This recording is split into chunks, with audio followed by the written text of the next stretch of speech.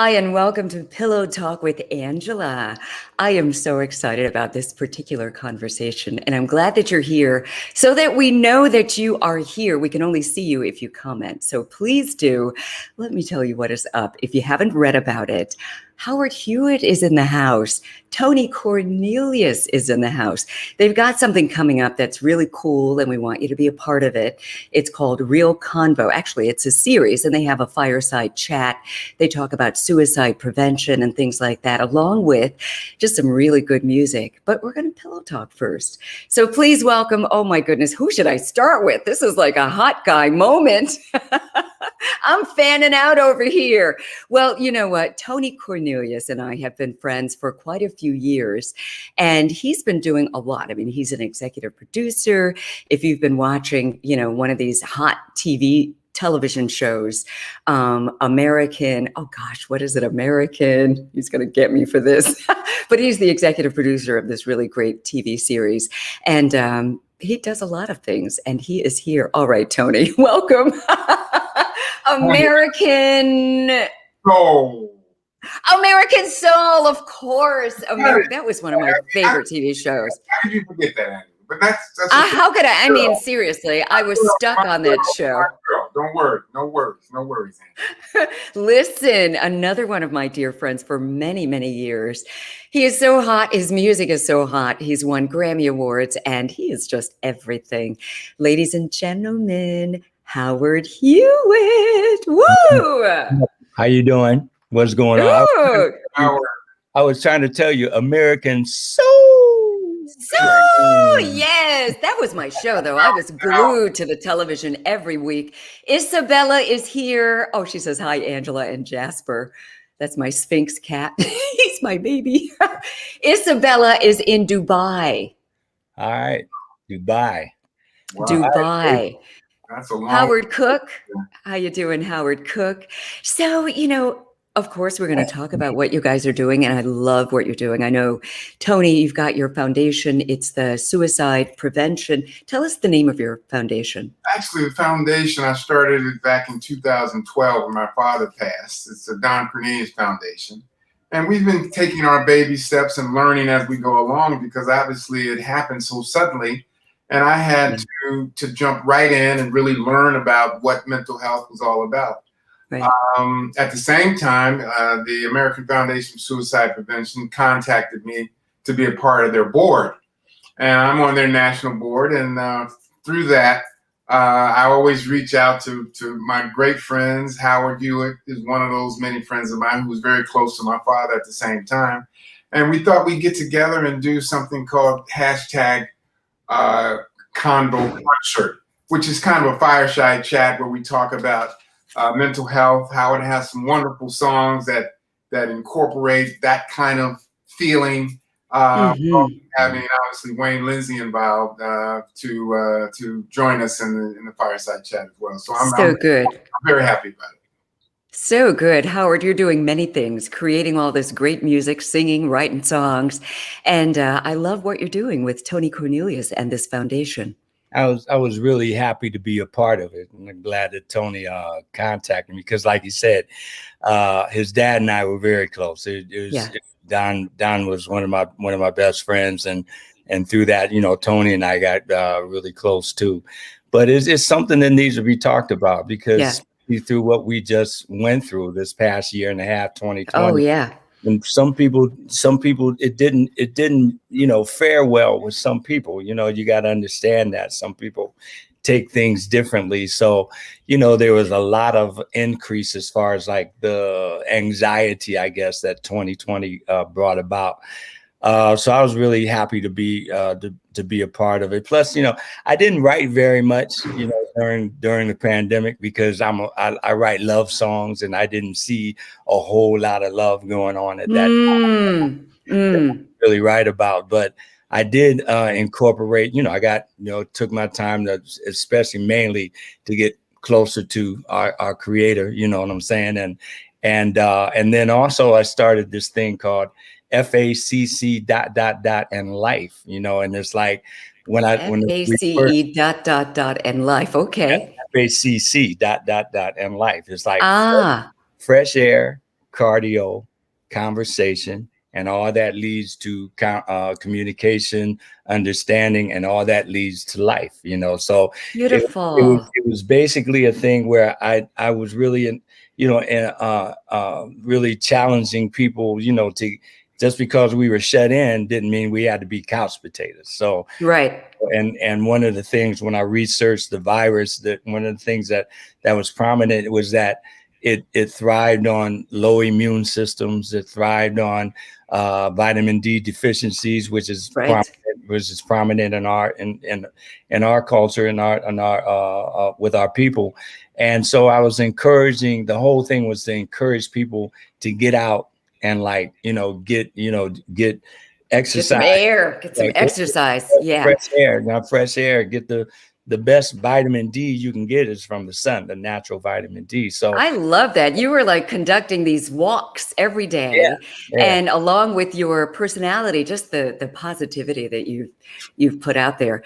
I want to talk all about your convos and your fireside chats that's coming up, the music, Wayne Lindsay, who is going to be a part of it. But first, you can't come on here without pillow talking with me. You know we have to do some pillow talk. And I just could not resist when I was thinking about, okay, I've got Tony Cornelius with me tonight. I've got Howard Hewett with me tonight. And you guys inspired this topic. So, I invite everyone who is watching and listening to chime in. Let us know your thoughts about this. I mean, this is real stuff. So women are accustomed, I mean, pretty much, because men typically, tend to be the aggressors, with pursuing. And so, you get some attention and, you're walking down the street, somebody might catcall or whatever the case might be. And as you grow up, you just learn to kind of take it all in stride and, just deal with it. You get on with your day. No big deal, really. However, with guys, and I've heard men say things like, oh my goodness, especially, if it's a scenario where maybe the guy used to be overweight, all of a sudden he's lost all this weight, got his body fit, and he's getting all of this attention, or whatever the case might be.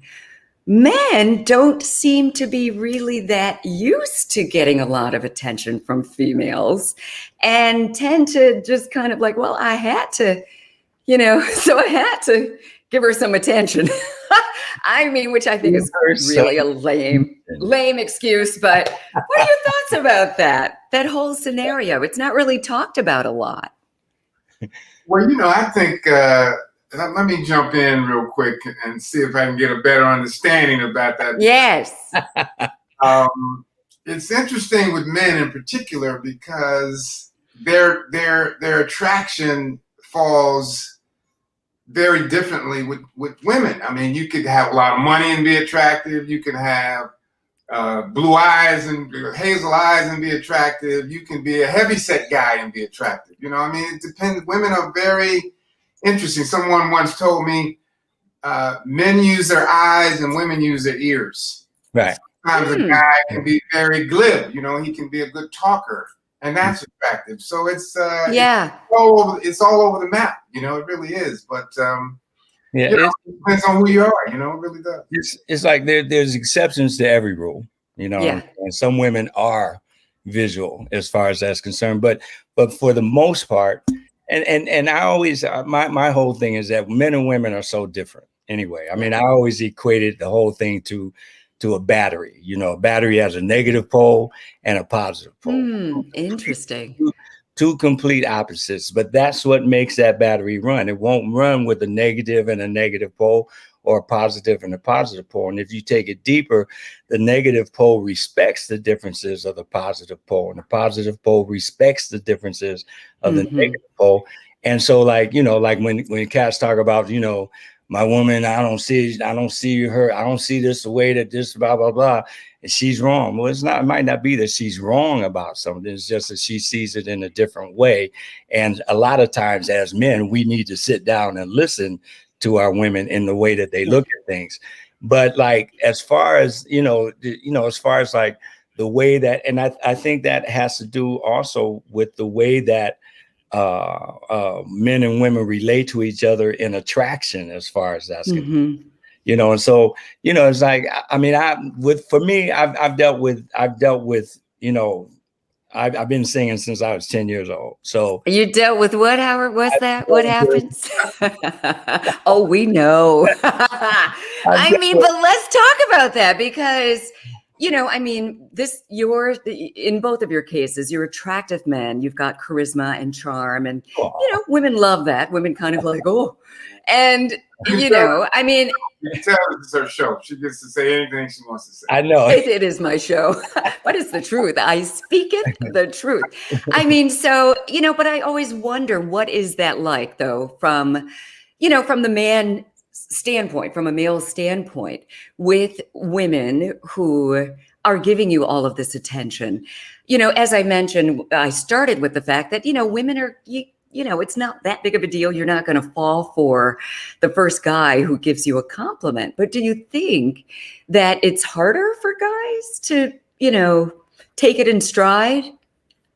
Well, I think guys are, they're kind of a weird bunch. They are, because some guys look at things so different, where, some guys think they're really cute. Some guys think they're handsome. Some guys don't think they're handsome or cute at all.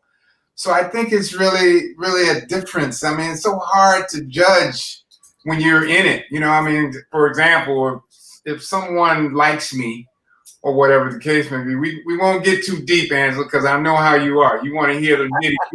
I want it all. I want names. No. Names.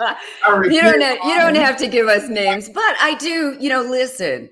This whole show is so successful because we're not afraid to just tell the truth. I mean, I'm not a, psychologist, licensed, therapist, but I do have, history. I have experiences, and a lot of the psychologists and experts that I have on the show, we just draw from that. So, it's just real talk, just talking about experiences and our own opinions, nothing etched in stone. On the other end, I think certain men like certain things. Like, say, for example, you like a dark-skinned woman, and a light-skinned woman approaches you, and you go, well, I'm in the dark. Don't tell her that. Right. I mean, you give her a situation where you're not really that interested. Then there's some guys that take it all. They want the tall, the short, the fat, the skinny. They want everything. So it's a lot of greed going on out there too. Or openness. It's like for me, because when he hit on that, I mean, I've been accused a lot of times throughout my career. Oh, Howard only likes light-skinned women, and that's not true. I don't like the attitude of, like, sometimes a dark-skinned woman that will approach me or whatever, because she has an attitude of, like, I don't like dark-skinned women, and she comes to me like that. I see, and it's like, and to me, that's an insecurity, and one of the things that I love in a woman is their security. That's confidence is sexy. Their confidence is so sexy. When a woman's confident, I've known heavy set women that were so confident. It was like, whoa, they were sexy. You know what I mean? So like, but I love all women, light skin and dark skin. Let me clarify that right now. So that's right. So, what did you say? You have to get yourself in some trouble, homie.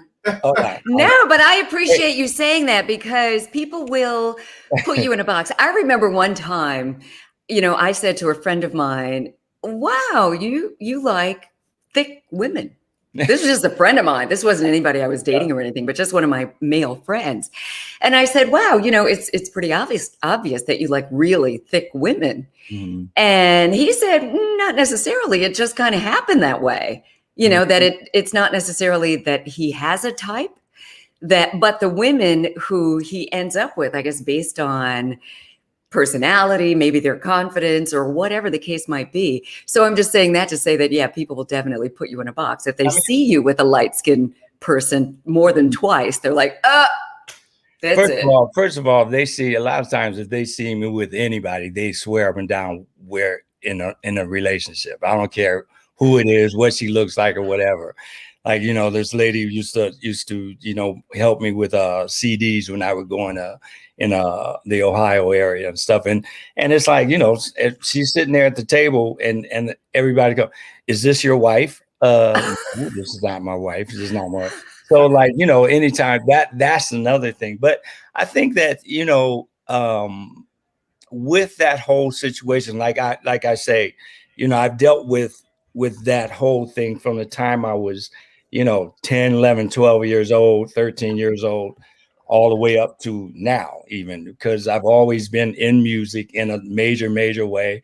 And, and so, but as time goes on, of course, of those times I was immature, I was, up and guys, we're immature for a long time. Yes, it's true. And especially in this business, Tony's business and my business, is like it allows you to be immature for a long time, because you don't have to take certain responsibilities. But it has to become a personal responsibility as far as on the guy's side that, these are things that and men and women are different. And we have to understand that we are dealing with our sisters, you know what I'm saying? Yeah. So there's a sensitivity that should come with that. And as time went on, for me, it was like I had to figure out what that was all about, the responsibility of that. Yeah. And because you're dealing with somebody's emotions and right. Feelings aren't right or wrong. They're just feelings. They're not, they might not be, like I would always tell my kids, you're not, your feelings aren't, it's not right or wrong. I understand that these are your feelings. And so I love that. Yeah. It's interesting, and I'm gonna follow some of that up. And what I've learned over the past over years is that, and I told my daughter the same thing. I said, if you want to know about men, ask a man. Right. Yes. I want to know about that's good. A woman. Right. And a lot of women, they talk to women about men. That's right. All they have to do is talk to a man about a man, and they can get anything they want. Anything. Yeah. So when I love that. I need to know about how to treat a woman, I ask another woman. Exactly. I think that's what we fail at many times. A lot of guys talk about women and think that they can work the same kind of situation. That's another thing. Heard their friends say. Right. But that's not the case. Yeah. Everybody's different. That's so true. I have 3 daughters, and I told them all of them. I said, "Hey, don't go to your mom asking about a dude. Come to me.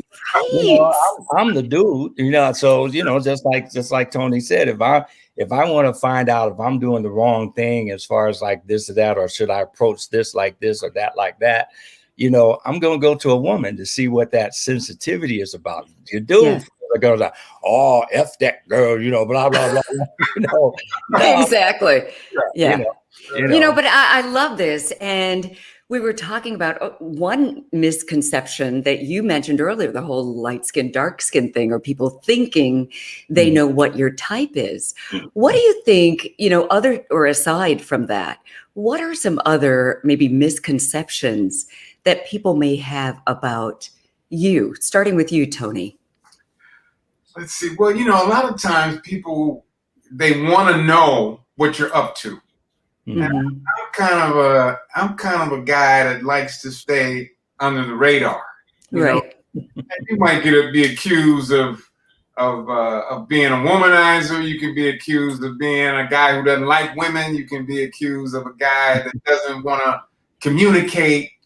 But I just like my business to be my business, and sometimes we get bad rap based on those kinds of things, so. That's, I mean, you packed a lot into that. You packed a lot into that people will, what they don't know, fill in the blanks and then make assumptions and then put it out there, which is so horrible and so dangerous. I mean, if you don't know, ask. And if I don't tell you, then maybe you don't need to know. Yeah. I mean, for me, it's like it's such a public figure. And my thing sometimes is about, rectifying some of the misconceptions and stuff, I mean, just like when we did the Unsung, when we did the Howard Hewitt Unsung episode, I mean, I told them when they approached me about doing it, I said, okay, I'm gonna be honest. I can't do it unless I'm gonna be honest and put it out and because like you said, I mean, if people don't know, they'll make something up. And Yeah. they'll put it out there. I mean, I was just talking to somebody about that today about a young lady that I dated a long time ago. And the person said, well, this guy told me that you guys met in a elevator going up the no, that's not true. And Oh my goodness. it was a whole elaborate thing that this cat had What? made up. And so, and that wasn't it at all, not even near what the deal was. So, it's like, it's just, you gotta, as far as I'm concerned anyway, I like to stay under the radar, but there's some things that are gonna be, I need to nip in the butt, as they say. And like, but I'm writing a book too. I'm gonna write a book. Oh, so I'm in the are middle you really? Yes. Oh, I cannot wait. I loved your Unsung. In fact, I was one of the friends of yours they were supposed to call to be on there, but that didn't happen. But it was still amazing. I loved it. And like you said, I mean, it's unfortunate that perception is reality because people do such a disservice, especially with public figures like yourselves. Mm-hmm. And, it's so damaging. People want to act like they know you. And I'm sure that's the big motivation. Oh, yeah, I know Howard Hewett. He met her in the elevator and just keep going and on and on and on. And, unfortunately, when it's something that's even more damaging, by them putting it out there, people love this stuff because they don't know you. And it just takes on a life of its own. So, I mean, that was one of the things about as far as dealing with certain types of women, we won't say that are on the road situation. I learned a long time ago about, how shallow that whole thing can be. And so I stopped dealing in that area a lot of times, to put it mildly, as far as that, without going in whatever. Yeah, I gotcha. Yeah. But I stopped, but that because one of the things, like I always said, I mean, there's their perception of you sometimes is based on, album cover situations. They've got fantasies, and just to get with Howard Hewett, honey. It's based on Right On magazine articles, back in the day. It's based on, and I remember those. And I would always say, they knew, and I thought about it. I said, if they knew me, they might not even like me. You know what I'm saying? So it's Howard, because my father told me something about singers. Uh-oh. He said the worst thing a woman could do is hook up with a singer. and I looked at him and I'm like, wow, why would he say that? And then he said, you know why? Because there's a woman in every city. There could be. But see, there's the potential. There's the potential for that. And I'll say, back in the day, I mean, that's what that. Yeah, I mean, it was. I was young, and I was like, this was like, I mean, this was before this. I'm talking about before Shalimar, because like I said, I was dealing with even when I was in the gospel situation, we had gospel situations going on, and then, and as far as, coming out of that into the R&B, going into the R&B situation and top 40 stuff. And then coming out here, I put together, helped put together this show group that we did top 40 stuff, and all of our bookings, once we were able to perform, all of our bookings were overseas. So I had that foreign situation going on. Oh, yes. And on top of that, easy on the eyes. They were like, and all that was, like Solomon said, in the book of Proverbs, all that was about vanity. You know what I'm saying? Yeah. And when I look at that whole thing, I mean, it, in a way, it really, if I'm going to be honest with myself, it hindered me as far as relationships are concerned, because it's like, oh, I don't have to put that much that much effort in this relationship because there's another one right over here. You know what I'm saying? Yeah. And so that really, like I said, if I'm going to be honest about it, it really hampered me, and I had to retrain myself as far as like, you know, and get into my word as far as that's concerned, because I put that Good. above everything else. You know, Amen. I had to realize that, you know, that's not what the deal is. You know, that like I would tell my sons, you know, I have my my stepson, and I have my son Christopher and Justin. And, you know, I tell them, you know, variety is not always the spice of life. You know what I'm saying? Because just like if they print too much money, you know what happens? The value of money goes down. Way down. Exactly. You know, so like if you have too many relationships on top of relationships and this relationship over here, up here, then the value of the true one, the real one, is going to go down. You know? Or you'll miss it. Or you'll totally miss it So because you're out here. Don was right in immature, as far as an immature singer is. Immature, that's the key word. And that's not just with singers, that's with, you know, any good-looking person. And I say good looking because you're attracting more than maybe the average person would attract. And at some point, you're going to figure it out. Just for your own benefit, you know, more than anything else. It's like, but real quick, Tony, real quick. It's just like Chris Rock said, you know, you're as faithful as your options. That's it. So, but you see what his situation went into. So I understand. I bet you now, if you talk to Chris, he would have a different outlook on it. It would still be the same concept, but for him, personally, I'm pretty sure that he learned a lesson from, you know, giving into his options all the time, you know, because again, you grow so much more just by limiting, you know, if you have a monogamous relationship, you get a chance to just really experience what real love and real relationship. And I believe in good partnership. I mean, bad partnership is like, look, I'll just be by myself. But if it's a good relationship, you two can grow stronger by loving each other, supporting each other, and get a lot further than you can get by yourself. But you've got to get to that place just by being self-actualized and learning all those lessons that you know, are so generous to point out that you learned. I love that. What happens with men in particular is they mature, but they mature late. Yeah. Really? Yeah. And someone once told me, you know, don't read the first page, read the whole book.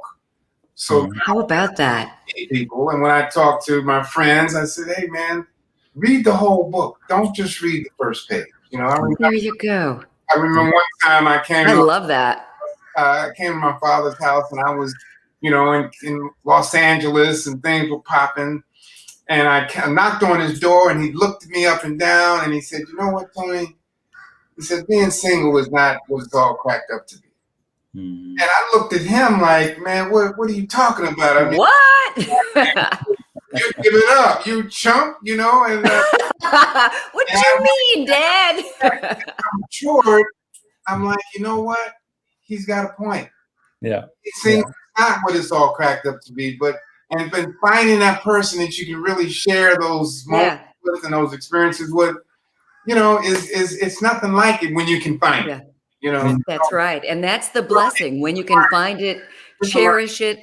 Yeah. Then you get to the point that you're not going to let anybody mess that up. You're like, okay, I mean, because there's always someone more beautiful, someone with more money, someone who's more accomplished. There's always that. But if you can build something with your person, it's more valuable than any of that. Debbie said you are the one. What's that? Like I said, variety is not always the spice of life. It's like, you know, it's there's something to, like Tony said, there's a lot to, you know, being with, like I've been married 3 times, you know, and the first time I was married 4 years, the second time I was married 6 years, but then my third time we were together for like 15, 16 years. Oh. And there was nothing I mean, we're like the best of friends now. You know, we went through the divorce and all that. And I told her while we were going through the divorce, I said, look, be mad, because God knows I know how long you can stay mad about something. So Okay. like, Do you? be mad. I said, because we're gonna be friends. I said, for one thing, you know, I've never been with anybody as long as I was with her, as long as I was with you. And the other thing is that we have a daughter that we both love, and whatever is gonna be amazing and wonderful in our daughter's life is gonna be amazing and wonderful in our lives. And I don't want it to be tainted by mom and dad get along. Arguing and that's so good. So, you know, all that's out there now. And now, you know, we've been for the last, like, you know, 8 years or so, 9 years, we've been like best friends. It's beautiful. So, it's relationship, and that goes with we share, because she and I shared a lot that me and the other women, we weren't long enough to share those type of you know, we weren't together long enough. So, you know, there is a lot to, you know, doing something, you know, being with that one woman, you know. Yeah, it's definitely worth it. You have one of your viewers, Debbie, that says it takes time to read that whole book. Yeah. And I don't think that meant, you know, I don't want to read that whole book, and some people don't want to read it. Or people say, you know, have patience. Yeah. I think the smarter person has patience and reads that book. You know, not only are you reading their book, but they're reading your book. You know. Yes. You're sharing. You're sharing a thing. You're sharing these. You know, I heard somebody say something about being in a relationship for years or marriage or whatever. Is that you have somebody that's witnessing your life. How about that? Yeah, they're witnessing. Yeah. They're on the outside witnessing your life, and then your woman, your wife, your woman, she's witnessing your life also. Right. And so, like, so that's, I mean, that's how special is that? How it's so special. And beat. Howard, there are some lessons about yourself that you can never learn when you're going from person to person to person, or even when you're just by yourself. But when you're with that good partner, you two are walking this journey together, you're kind of serving as a mirror for each other, especially if you trust them to really have your back, that they're not going to say it to hurt you, that they're, you know, only trying to help you get there and get better as a human being. Yeah. You have to get better. You have to improve. I always say, like I said, I'll bring everything. I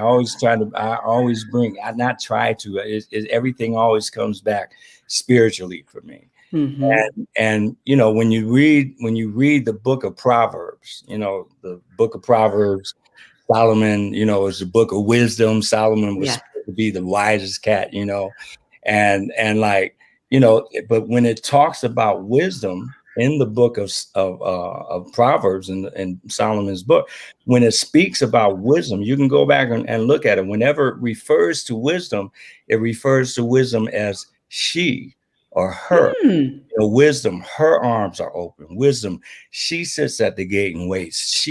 So if it refers to wisdom in a feminine sense. And so that tells me that you women, now don't get it twisted. It's not all. No, we're wise. No, keep going the way you're going. You got to be a spiritual woman. It's a spiritual woman. That's right. A spiritual woman, because I mean, it also says that, you know, it's better to live in the corner of a rooftop rather than a mansion. It's better to live in a corner of a rooftop by yourself than in a mansion with a quarrelsome woman. How about that? Listen. Like, a corner. I feel that. Not even the whole rooftop, but the corner, you know what I'm saying? By yourself. Listen, because that can be a hell. And some guys can be quarrelsome as well. It's just not good for anybody. Angela, all I want to know is, why is Howard getting so deep on me like this? Hey, man, I love it. I love it. I am so here for it. Pillow talk, and we're supposed to be talking about things that everybody wants to know. Okay? This is it. This is it. And that's exactly. He's talking about truth. That's true. I'm sorry. I'm sorry, brother. Don't apologize. Bring it on. You're at the I'll right tone it down. place. I'll tone it down for you, Tony. No, don't you dare. Don't you dare. Listen, this is it's a privilege just to have you two on here. And we're speaking our own truth. We're speaking from our own experiences and our own wisdom and, right? I mean, our own personal stories. And I just so appreciate it. And another thing that you two are doing, Tony, we've talked about your dad, Don Cornelius, and Soul Train. And honestly, I think it was Soul Train way back in the day, which was the first time I ever saw you, Howard Hewett. Mm-hmm. So, we're here full circle. So let's talk about the real Convo concerts that you guys are doing. And Tony, if you can just give us a little background again of what it is and, and then musically what we can expect and just give us the whole thing. When I became a board member of American Foundation for Suicide Prevention, they really wanted to start to focus on Black and brown people. Because, the organization has been around for 50 years, but they really did not focus on Black and brown. And they've really come full circle, and it's really important for them to have people like myself involved to kind of bring us to the table, shall I say. And so they created something called hashtag Real Convo Concert, where it's a fireside chat to talk about mental health and incorporate music. So a lot of the time, so good. Those that were on the platform had songs about loss and things of that nature. And so they came to me and asked, if I would invite some of my friends to be involved. And Howard was the first guy that I thought about. He's got a song that everybody knows called Amen. And I love that song when first happened. And then I spoke to Howard about it. And he added another song, I was really surprised about it, a song about his father, which I had not heard. And I can't wait to hear it. Mm-hmm. And we got Wayne Lindsay involved, and we found out that Wayne had a loss with someone in his group. And now he has a song that he wants to talk about. But the point is that many times years ago, people didn't want to talk about it. And right. Now we're open enough to talk about these things. And especially Black people, culturally, we don't talk about mental health issues. We're getting way better now, but, that's not been us. Absolutely. So it's really an organic circumstance. I have no idea what's going to happen, but I know something's going to happen. So this is new. Oh yeah, this is brand new. Yeah. I did a song. I remember years ago, Ron Isley actually approached me when his first brother, the first brother first passed away, and he approached me about writing a song about that, dealing with that. So I couldn't, of course, write about, his brother. So, but I called on my emotions and everything and what I felt when my dad passed away, because I thought I had dealt with a lot of that, but evidently when I started writing a song, I really kind of realized that there were some things that I hadn't dealt with yet, and because we try to be strong, I fought 4 older sisters and stuff, and I'm the oldest boy, so I got to be strong for my sisters and my mom and all that, and with that, there were some things that I didn't have an opportunity to deal with during the grieving period. So I went away and I wrote this song called "Goodbye, Good Friend." Oh my! And when I brought it to Ron, he was like, "Dude," he said, "I can't sing that." He said, "You got to sing that. That's you." Wow. Oh my goodness. And it just kind of. I have goose pimples. I cannot wait to hear this. Yeah. So you never. I lost my dad in 2009, and I'm never going to get over that. My dad passed in 81. Come on, he passed when I was 26 years old. So I always ask the question, to myself sometimes, it's like, what kind of man would I be today if I had my dad a little bit longer to bounce those things? Because at 26, you're still developing as a man, you know what I'm saying? So, but then I fall in the comfort of knowing that, God doesn't make mistakes. So if he doesn't make mistakes, that means that my dad gave me everything that he was supposed to give me before he took him away from here. So but I still, to this day, my mom passed in 92, and I will still sit sometimes and just think, and tears come, and I miss him, and but I know I'll see him again, and so okay, Tony, I'm sorry I got too deep on you. I got deep on you. I love that you get deep, Howard. Don't ever stop. And people, listen, we really appreciate that you're showing up in the comment section.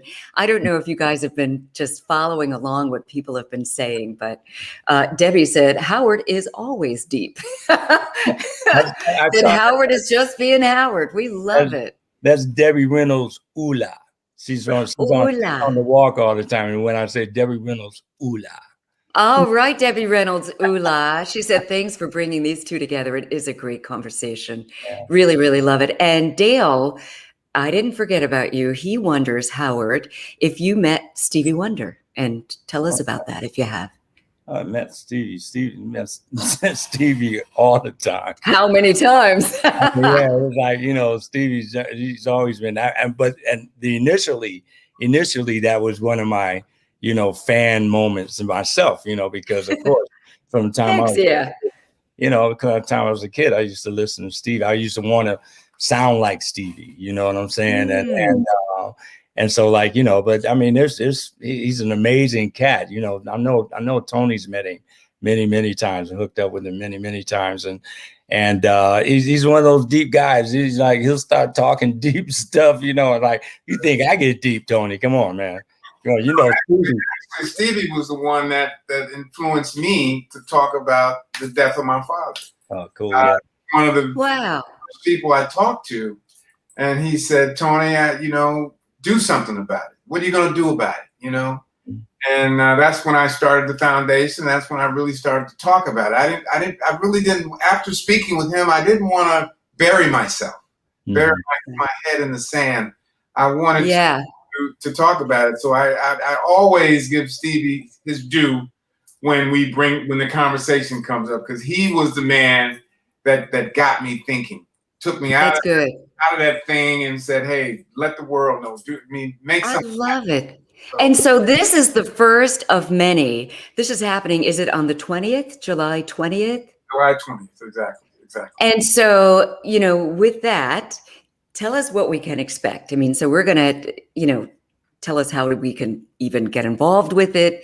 And then what happens? So we tune in, and what? Tony's going to be there moderating. And I'm hosting the piece, and I'm speaking to Howard and Wayne Lindsay about mental health.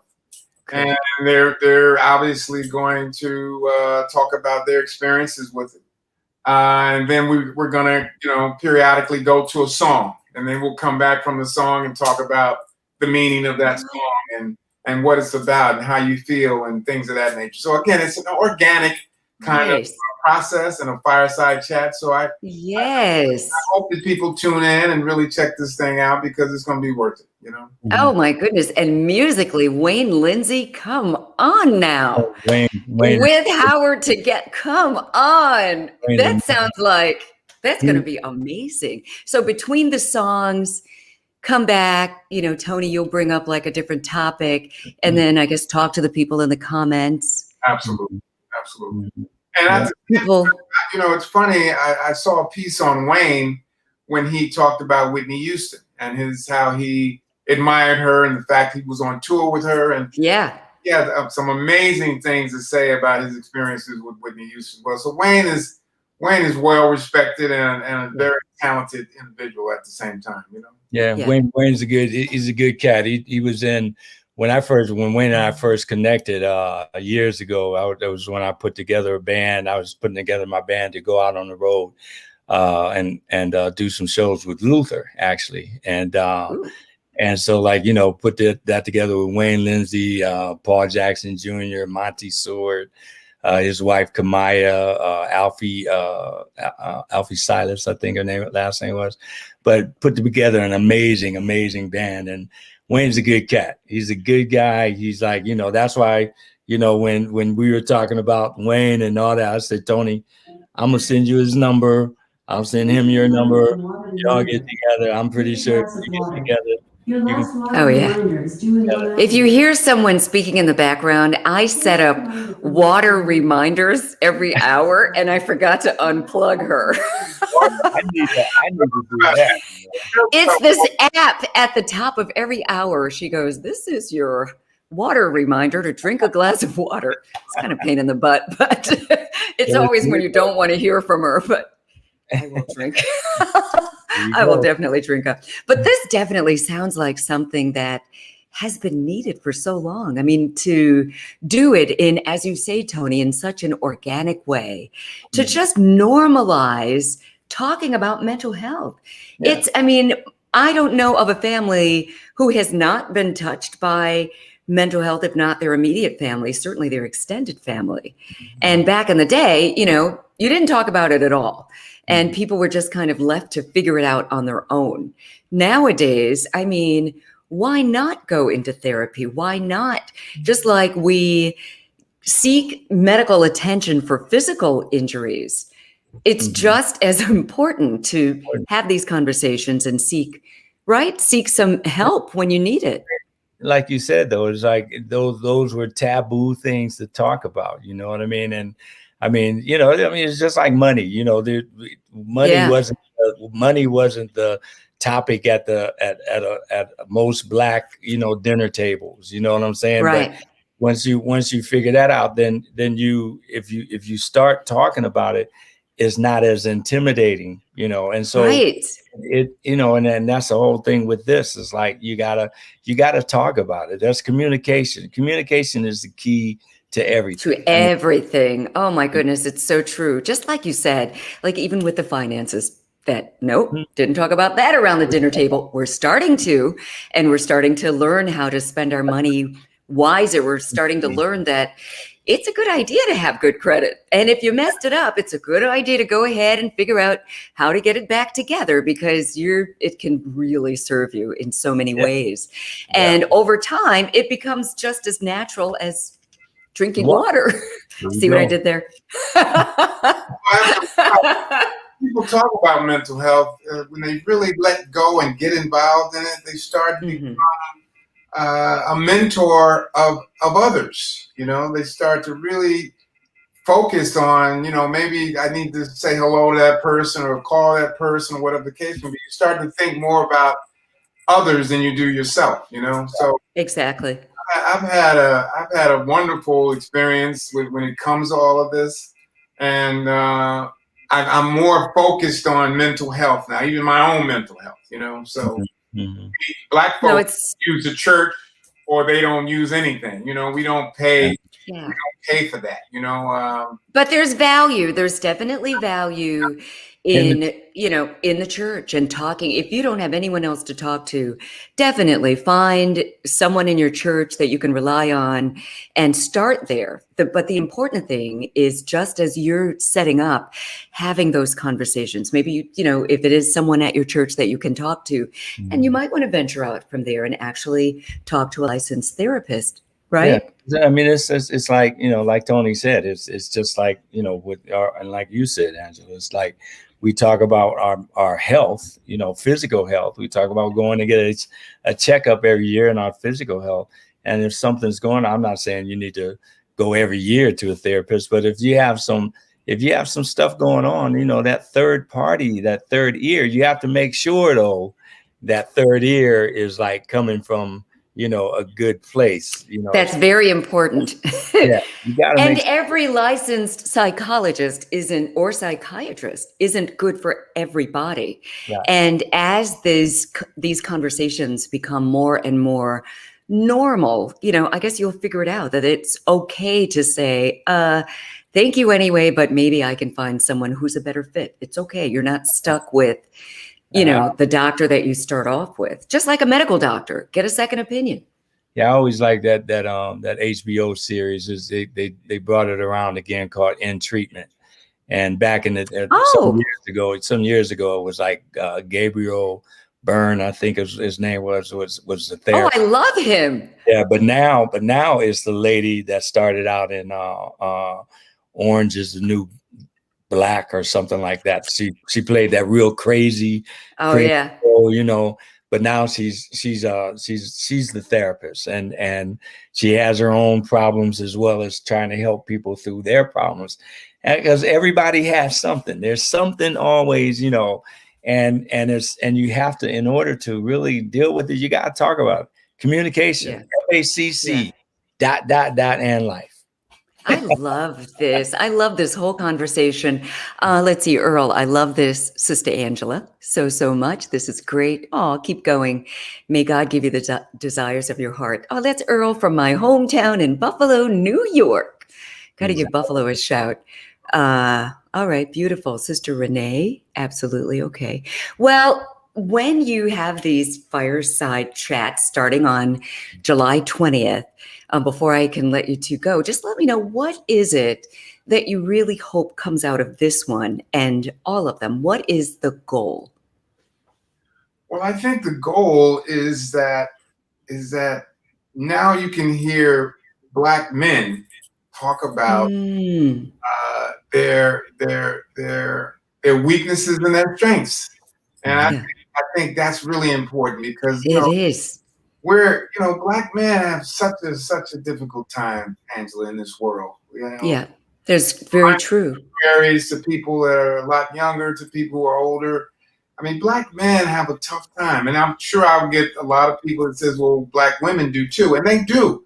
But it seems to me, as a Black man, that we have a very difficult time, and nobody wants to be in our shoes, Yeah.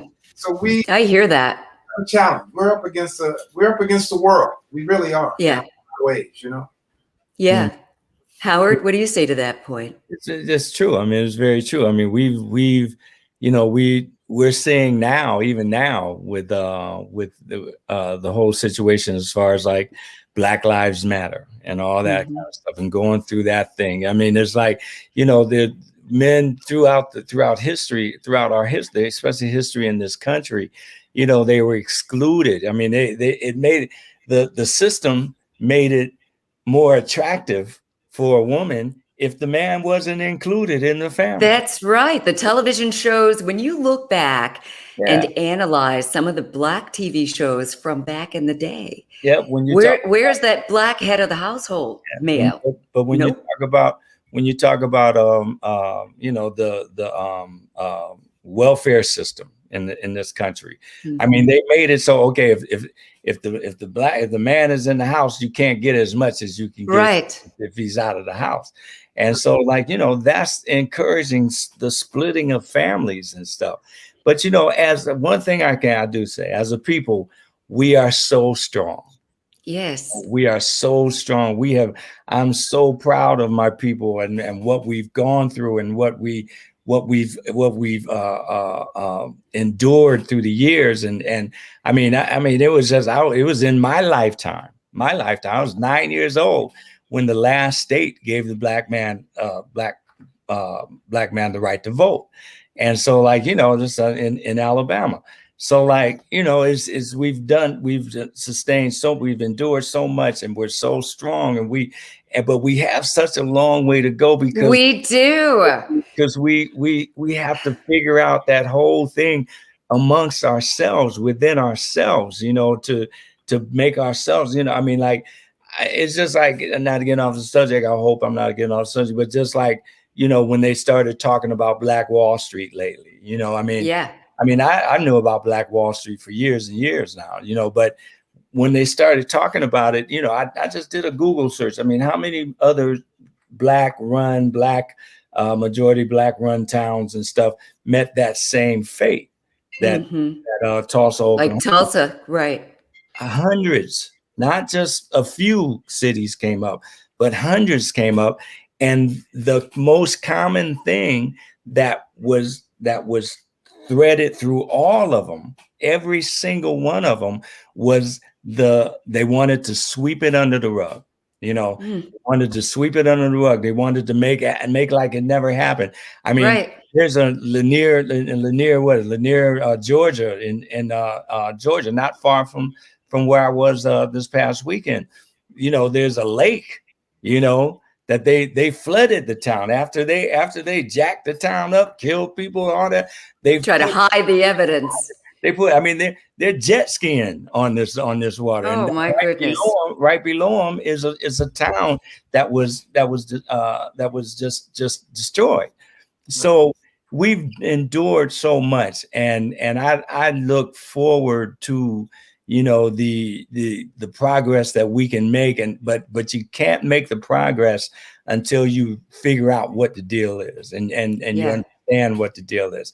That's the most important thing as far as our people is concerned, is that we have to figure out what the deal is, you know, and where we came from. We can never figure out where we're going unless we understand and look and understand where we came from. And then lastly, I'd like to just say, those are the reasons why our relationships, males and females, are so difficult at times, you know, because of what happened to us, you know? Yeah, that's very true, that's really true. Blame the guy or blame the girl, but it affected our relationships amongst our people, you know? And people can go through the whole thing about, well, what are you in? You know, the Italians came here and they assimilated. They get it's a whole different thing, though. But the Asians came here, and the operative word is that they came here.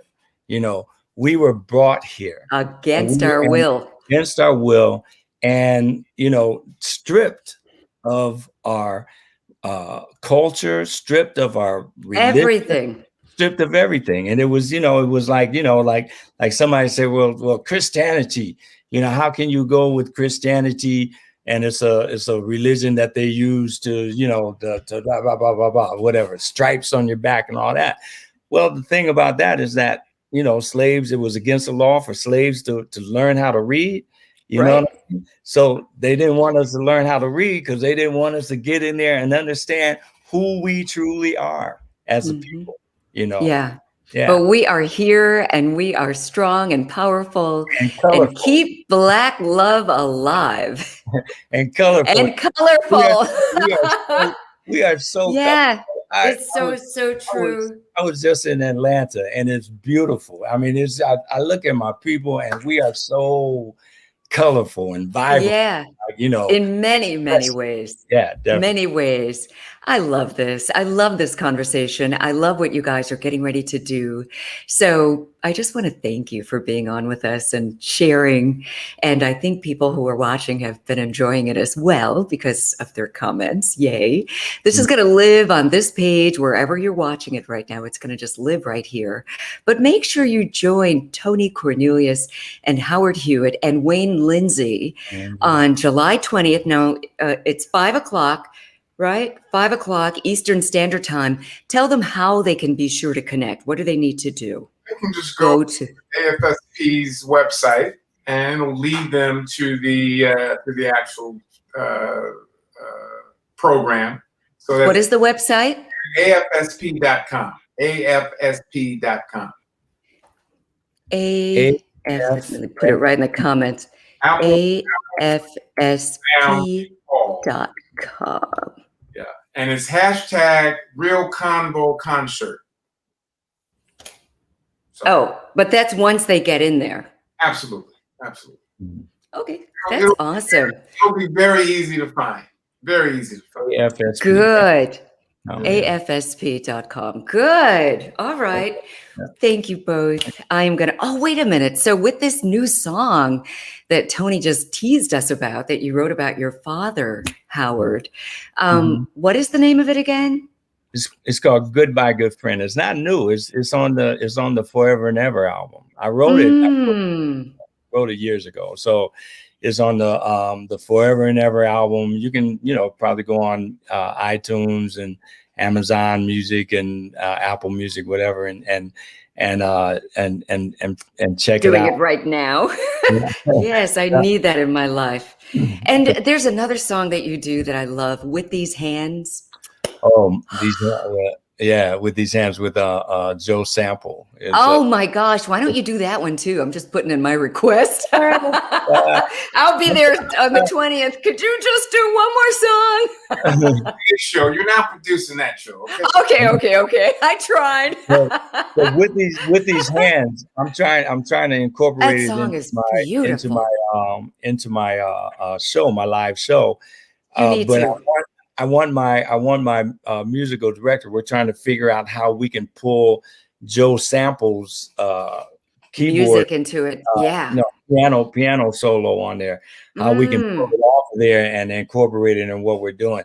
If we can do that, that would be amazing. And I'd love to, because I love that song.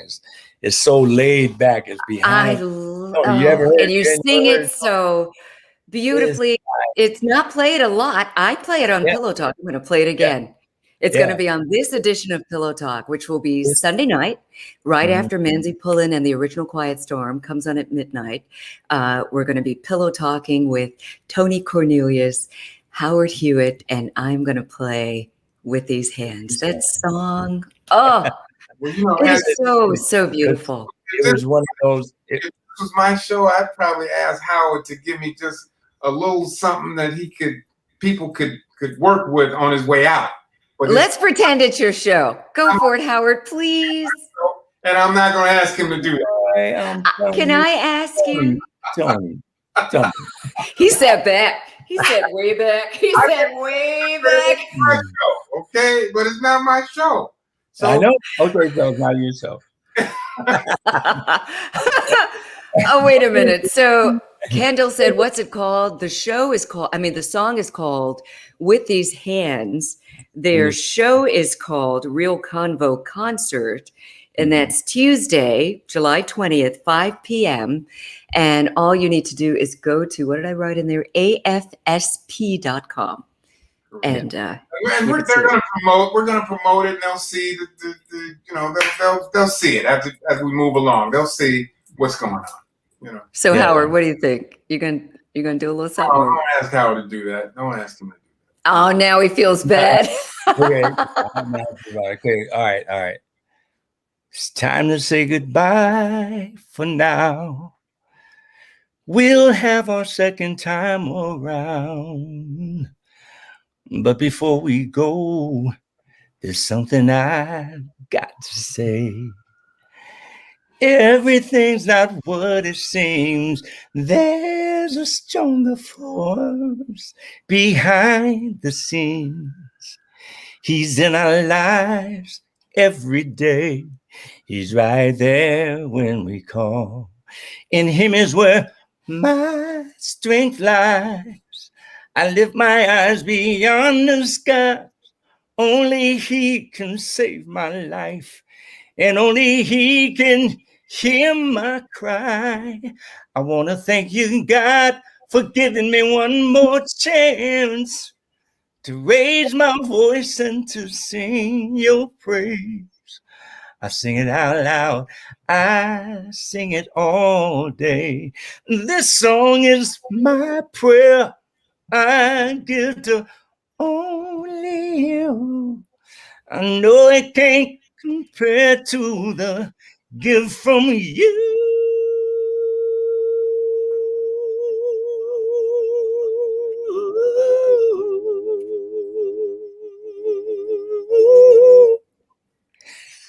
Oh, no. Oh my goodness. Yes. All right. Listen, thank you so much. What would you do without me? What would you do without me? I know. I'm so glad you brought that up, Tony. You're getting producer credits on this one. Thank you guys so much. You know, the love is real. Thank you for joining us. This has been one of the best conversations, and now you just sang that beautiful song to us. You blessed us today. Thank you. Thank you both. Howard. We'll be there July 20th. Howard, much respect to you. Thank you so much for singing so beautifully. Your high notes, goodness gracious, they are killing. Those are my life. That's beautiful. You heard a couple of cracks on the natural. Oh, it's all right. I mean, that keep it all in there. That's real. I love it. I'll take them. Cracks, anything. I didn't hear any cracks. That was beautiful. Thank you. Everybody's clapping and thanking you. Thank you guys so much. Really appreciate the Convo comments are still coming in. And really appreciate the conversation. Can't wait. Howard had tears. I know. I was like, keep it together, Angela. Keep it together. Oh my gosh. Just beautiful. And that is one of the best songs ever. Yeah. Thank you. Thank you. And this conversation was so refreshing. I mean, just to have two beautiful, accomplished African-American men just talk about the truth of what's going on, in the world, in your lives, in our love lives, talking about your perspective, talking about mental health awareness, all of that, all the stuff that we need to be talking about. So I appreciate you. Thank you all for joining us. Just real quick, you want to shout out your social media? Starting with you, Tony. You can always find me on Twitter. You can find me at Mr. Tony Cornelius. And you can You can find me on Instagram. Well, see, I'm not the only Tony Cornelius in the world, but I have to put Mr. in order to identify myself. Okay. I see. I understand. Knock it off, man. Knock it off. And you can find me on Facebook. You can find me on the Don Cornelius Foundation. You can find me, and Angela knows how to find me. Okay. I do know how to find you. I do, and I do find you, Howard. Well, I think I am the only Howard Hewett in the world. Hewett. So it's Facebook.com/Howard Hewett fan page. We're on there. I'm on there every day with the FACCL thing, and the Twitter account is just a vote. George Duke told me one time before, a dear friend of mine, he told me one time, he said, Howard, I'm just a piano player, right? And so like my Twitter account is just a vocalist, Oh, I love that. Yeah, just a vocalist. And the Instagram page is Howard_Hewett, Hewett. They've been trying to get me to spell it ITT since kindergarten, but I'm holding out Hewett. And you are unique. It's so funny. The first time you taught me how to spell it right, because I had it written the way they wanted you to write it. You're like, okay, first of all, it's ETT. I've had it spelled ETT in the beginning of a contract that I'm signing, and then by the time it got to where I had to sign, it was ITT. I'm like, hey, what? Where did it change? What happened? What are y'all trying to tell me? Oh, man. Well, listen, shout outs to all the people who commented. Earl Roberson from my hometown. He said, let everybody know, local experience. Yes, he works with the Gap Band, saxophonist Lonnie Simmons' cousin. Okay, so there's your shout out. There you go, Earl. I want to do a shout out because from the FACC ... and life situation, the ladies that were on there did a spinoff from that, and they called themselves Howard's Girls. I'm very flattered. And you know what I'm saying? Here they are, there's Howard's Girls. So I love it. You can get in touch with Renee Jemison right there. She and her cohorts are on there. I think there's about 600 or 700 women on there now, which is kind of course. I mean, I'm surprised it's only 600 or 700. And Tony, I want to talk to you about maybe we can do something special for them as far as one of the Soul Train cruises is concerned. That's nice. So I'll put that out in the air right now. So no, but that's one thing you didn't mention, Angela, to your folks is that. Let's do that. Howard's done the Soul Train cruise, and you are a host. Yes. Every year on the Soul Train cruise. So yes. Those that have never been on the Soul Train cruise, it's a wonderful cruise. Yes, and you have a fantastic time. It is so fantastic. I think they're already sold out for 2022. Yeah. However, get on that wait list and see if you can come in 22. If not, come in 23. But it's so much fun. It is so much fun all day long, listening to your favorite music. You've got access to a lot of the artists who are just walking around, living their best life. Mm-hmm. And it is so fun. And I love co-hosting with you, Tony. We do these backstage. I always mess the name of it. It's All Access. Right. And we sit down with artists like Howard and ask all these intrusive questions about their lives. And it's so much fun. I'm going to tell one secret that you guys don't know about Angela. Oh. Uh-oh. And suddenly they got disconnected. She actually bought me this bracelet right here on one of the cruises. Did. And it was your birthday. And Show it again. Fine. That's right. There it is right there. Oh. That's a beautiful bracelet. It hasn't broke yet. You okay? And you know what? He said that right away. He's like, is this going to break? I'm like, Tony, I would never buy you a cheap bracelet. Happy birthday. Thank you, Angela. Thank you. You're welcome. When's your birthday, Tony? When's your birthday? It's April. 15th. April what? 15th. And Angela, your birthday is yours. You're a fellow. We're close to each other. Yes. Yeah. I never forget Tony's birthday. That would have been the same birthday as my paternal grandmother. And Howard, I never forget yours. I think you're October 1st. Yeah, exactly. What is that sign? Yay! Same as me. I'm October 13. We're both Libras. Libra. I'm a Libra, and I'm an Aries. You know? Yeah, your dad was a Libra. Correct. Don. When was Don's birthday? When is his date? September 27th. Oh, September 27th. All right. He didn't catch the full thing. You know, I'm a the October. I am Libra all the way. I think I've got like 4 Libras in my chart. Yeah. Libras all over. It's crazy. I like it. Works for me anyway. Might as well be good with it. Thank you guys. This has been, we got people shouting out their birthdays. We've got October 29th. I see you, Cynthia. Scorpio. You almost made it. You just missed being a Libra. Scorpio kind of okay. We won't do that's a whole nother show. We'll do a horoscope show, and you guys have to come back and talk about that.